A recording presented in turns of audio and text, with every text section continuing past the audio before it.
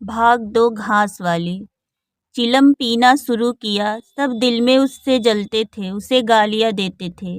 मगर उस दिन से चैन सिंह इतना दयालु, इतना गंभीर, इतना सहनशील हो गया कि लोगों को आश्चर्य होता था। कई दिन गुजर गए थे। एक दिन संध्या समय चैन सिंह खेत देखने गया। पुर चल रहा था। उसने देखा कि एक जगह नाली टूट गई है और सारा पानी बहा चला जा रहा है। क्यारियों में पानी बिल्कुल नहीं पहुंचता, मगर क्यारी बनाने वाली बुढ़िया चुपचाप बैठी है। उसे इसकी जरा भी फिक्र नहीं है कि पानी क्यों नहीं आ रहा। पहले यह दशा देखकर चैन सिंह आपे से बाहर हो जाता। उस औरत की उस दिन मजूरी काट लेता और पुर चलाने वालों को घुड़कियां जमाता। पर आज उसे क्रोध नहीं आया। उसने मिट्टी लेकर नाली बांध दी और खेत में जाकर बुढ़िया से बोला, तू यहाँ बैठी है और पानी सब बहा जा रहा है। बुढ़िया घबराकर बोली, अभी खुल गई होगी राजा, मैं अभी जाकर बंद किए देती हूँ। यह कहती हुई वह थर-थर कांपने लगी। चैन सिंह ने उसकी दिलजोई करते हुए कहा, भाग मत, भाग मत, मैंने नाली बंद कर दी। बुढ़ऊ कई दिन से नहीं दिखाई दिए, कहीं काम पर जाते हैं कि नहीं? बुढ़िया गदगद होकर बोली, आजकल तो खाली ही बैठे हैं भैया, यहीं काम नहीं लगता। चैन सिंह ने नम्र भाव से कहा, तो हमारे यहाँ लगा दे, थोड़ा सा सन रखा है, उसे काट दे। यह कहता हुआ वह कुएं की ओर चला गया। यहाँ 4 पुर चल रहे थे, पर इस वक्त 2 हकुए बेर खाने गए थे। चैन सिंह को देखते ही मजूरों के होश उड़ गए। ठाकुर ने पूछा, 2 आदमी कहाँ गए? तो जवाब देंगे क्या? सबके सब डांटे जाएंगे। बेचारे दिल में सहमे जा रहे थे। चैन सिंह ने पूछा, वह दोनों कहाँ चले गए? किसी के मुंह से आवाज न निकली। सहसा सामने से दोनों मजूर धोती के एक कोने में बेर भरे आते दिखाई दिए। खुस-खुस बातें करते चले आ रहे थे। चैन सिंह पर निगाह पड़ी तो दोनों के प्राण सूख गए, पाँव मन भर के हो गए। अब न आते बनता है न जाते। दोनों समझ गए कि आज डांट पड़ी, शायद मजूरी भी कट जाए। चाल धीमी पड़ गई। इतने में चैन सिंह ने पुकारा, बढ़ आओ, बढ़ आओ, कैसे बेर हैं, लाओ जरा मुझे भी दो, मेरे ही पेड़ के हैं ना। दोनों और भी सहम उठे। आज ठाकुर जिंदा न छोड़ेगा। कैसा मिठ मिठा कर बोल रहा है, उतनी ही भिगो भिगो कर लगाएगा। बेचारे और भी सिकुड़ गए। चैन सिंह ने फिर कहा, जल्दी से आओ जी, पक्की पक्की सब मैं ले लूँगा। जरा एक आदमी लपक कर घर से थोड़ा सा नमक तो ले लो। बाकी दोनों मजूरों से, तुम भी दोनों आओ, आ जाओ। उस पेड़ के बेर मीठे होते हैं, बेर खा लें, काम तो करना ही है। अब दोनों भगोड़ों को कुछ ढाढ़स हुआ। सभी ने जाकर सब बेर चैन सिंह के आगे डाल दिए और पक्के पक्के छाँट कर उसे देने लगे। एक आदमी नमक लाने दौड़ा। आधा घंटे तक चारों पुर बंद रहे। जब सब बेर उड़ गए और ठाकुर चलने लगे तो दोनों अपराधियों ने हाथ जोड़कर कहा, भैया जी आज जान बख्शी हो जाए, बड़ी भूख लगी थी, नहीं तो कभी न जाते। चैन सिंह ने नम्रता से कहा, तो इसमें बुराई क्या हुई? मैंने भी तो बेर खाए। एक आधा घंटे का हरज हुआ, यही ना? तुम चाहोगे तो घंटे भर का काम आधा घंटा में कर दोगे, ना चाहोगे तो दिन भर भी में भी घंटे भर का काम ना होगा। चैन सिंह चला गया तो चारों बातें करने लगे। एक ने कहा, मालिक इस तरह रहे तो काम करने में जी लगता है, या नहीं कि हरदम छाती पर सवार। दूसरा, मैंने तो समझा आज कच्चा ही खा जाएंगे। तीसरे ने कहा, कई दिन से देखता हूँ मिजाज नरम हो गया है। चौथा, सांझ को पूरी मजूरी मिले तो कहना। पहला, तुम तो हो गोबर गणेश, आदमी का रुख नहीं पहचानते। दूसरा, अब खूब दिल लगा कर काम करेंगे। तीसरा कहता, और क्या, जब उन्होंने हमारे ऊपर छोड़ दिया तो हमारा भी धर्म है कि कोई कसर न छोड़ें। चौथा, मुझे तो भैया ठाकुर पर अब भी विश्वास नहीं आता। एक दिन चैन सिंह को किसी काम से कचहरी जाना था। 5 मील का सफ़र था। यूँ तो वह बराबर अपने घोड़े पर जाया करता था, पर आज धूप बड़ी तेज हो रही थी। सोचा एक्के पर चला चलूं। महावीर को कहला भेजा, मुझे लेते जाना। कोई 9 बजे महावीर ने पुकारा। चैन सिंह तैयार बैठा था, चटपट एक्के पर बैठ गया, मगर घोड़ा इतना दुबला हो रहा था, एक्के की गद्दी इतनी मैली और फटी हुई, सारा सामान इतना रद्दी कि चैन सिंह को उस पर बैठते शर्म आई। पूछा, यह सामान क्यों बिगड़ा हुआ है? महावीर, तुम्हारा घोड़ा तो इतना दुबला कभी न था। क्या आजकल सवारियां कम हैं क्या?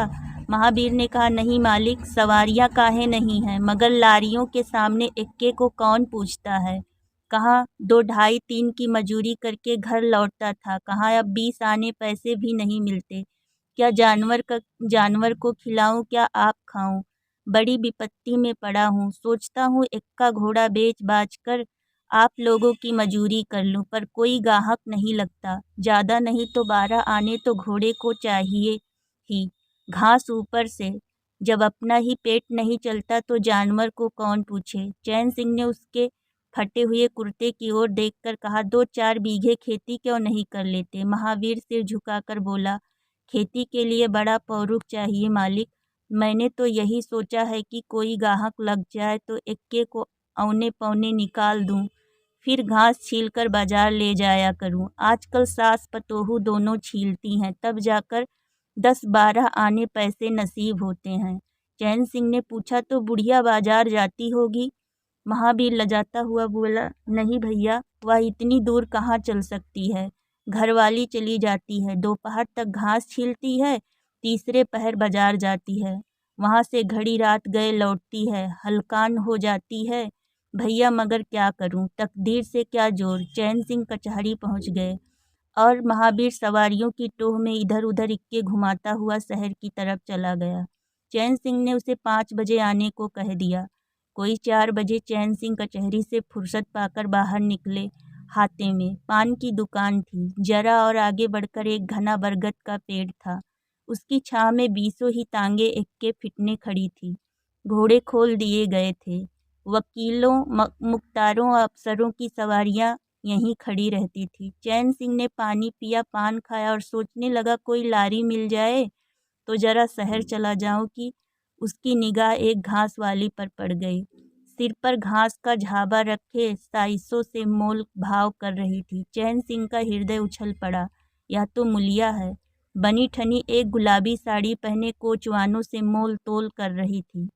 कई कोचवान जमा हो गए थे। कोई उससे दिल लगी करता था, कोई घूरता था, कोई हंसता था। एक काले कलूटे कोचवान ने कहा, मूला घास तो उड़ के अधिक से अधिक छा आने की है। मुलिया ने उन्माद पैदा करने वाली आंखों से देखकर कहा, छा आने पर लेना है तो सामने घसियारीने बैठी हैं, चले जाओ, 2-4 पैसे कम में पा जाओगे। मेरी घास तो 12 आने में ही जाएगी। एक अधेड़ कोचवान ने फिटन के ऊपर से कहा, तेरा जमाना है, 12 आने में नहीं, 1 रुपया मांग। लेने वाले झक मारेंगे और लेंगे। दे वकीलों को, अब देर नहीं। एक टांगे वाले ने, जो गुलाबी पगड़ी बांधे हुए था, बोला, बुढ़ऊ के मुंह में पानी भर आया। अब मुलिया काहे को किसी की ओर देखे।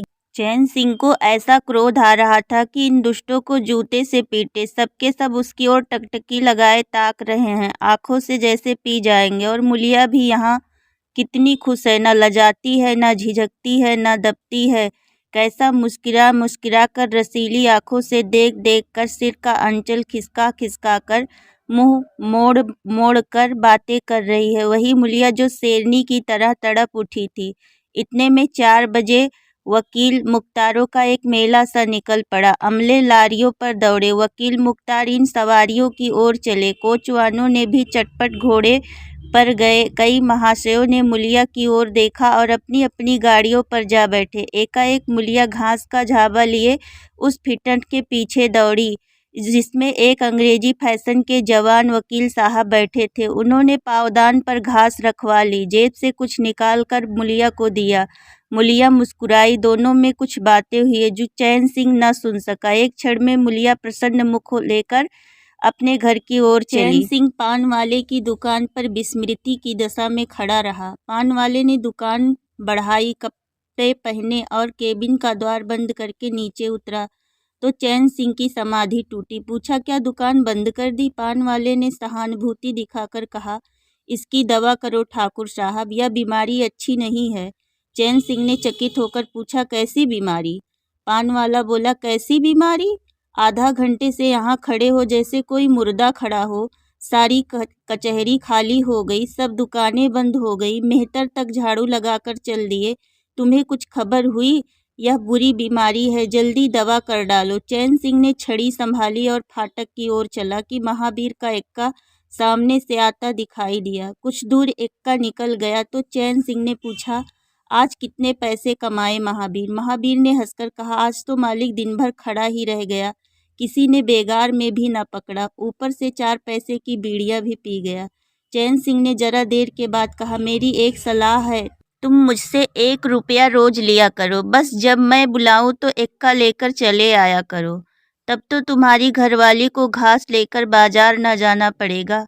बोलो मंजूर है? महावीर ने सजल आंखों से देखकर कहा, मालिक आप ही का तो खाता हूँ, आपकी प्रजा हूँ, जब मर्जी हो पकड़ मंगवाइए, आपसे रुपए? चैन सिंह ने बात काटकर कहा, नहीं, मैं तुमसे बेगार नहीं लेना चाहता, तुम मुझसे 1 रुपया रोज ले जाया करो, घास लेकर घरवाली को बाजार मत भेजा करो, तुम्हारी आबरू मेरी आबरू है। और भी रुपए पैसे का जब काम लगे बेखटके चले आया करो। हाँ देखो, मुलिया से इस बात की भूल कर भी चर्चा न करना, क्या फायदा। कई दिनों के बाद संध्या समय मुलिया चैन सिंह से मिली। चैन सिंह असमियों से माल गुजारी वसूल करके घर की ओर लपका जा रहा था कि उसी जगह जहां उसने मुलिया की बाह पकड़ी थी। मुलिया की आवाज कानों में आई। उसने ठिठक कर पीछे देखा तो मुलिया दौड़ी आ रही थी। बोला, क्या है मुला, क्यों दौड़ती हो? मैं तो खड़ा हूँ। मुलिया ने हाँफते हुए कहा, कई दिन से तुमसे मिलना चाहती थी, आज तुम्हें आते देखा तो दौड़ी। अब मैं घास बेचने नहीं जाती। चैन सिंह ने कहा, बहुत अच्छी बात है, क्या तुमने कभी मुझे घास बेचते देखा है? हाँ, एक दिन देखा था। क्या महावीर ने तुझसे सब कह डाला?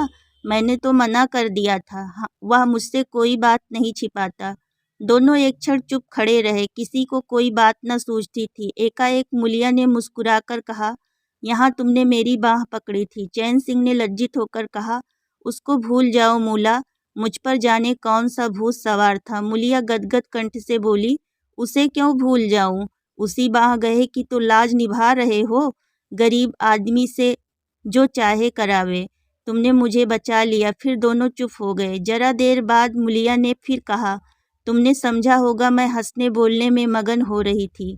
चैन सिंह ने बलपूर्वक कहा, नहीं मुलिया, मैंने एक क्षण के लिए भी नहीं समझा। मुलिया मुस्कुराकर बोली, मुझे तुमसे यही आशा थी। और है, पवन सिंचे हुए खेतों में विश्राम करने जा रहा था, सूर्य निशा की गोद में विश्राम करने जा रहा था, और उस मलिन प्रकाश में चैन सिंह मुलिया की विलीन होती हुई रेखा को खड़ा देख रहा था। दोस्तों, यह कहानी अगर आप सभी को अच्छी लगी हो तो हमें कमेंट करके ज़रूर बताएं और हमारे चैनल को सब्सक्राइब करें। धन्यवाद।